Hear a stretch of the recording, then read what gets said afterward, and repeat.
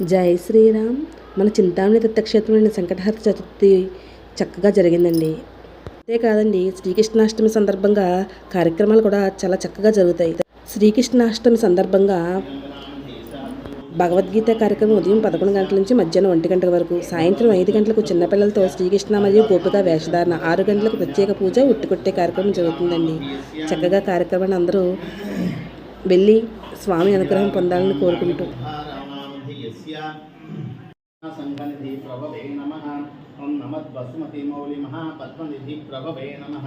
ओम सर्वसद्गुरु संसेव्याय नमः। ज्योतिष्केशहृदयाय नमः। ओम ईशानमूर्ते नमः। ओम देवेन्द्र शिखाय नमः।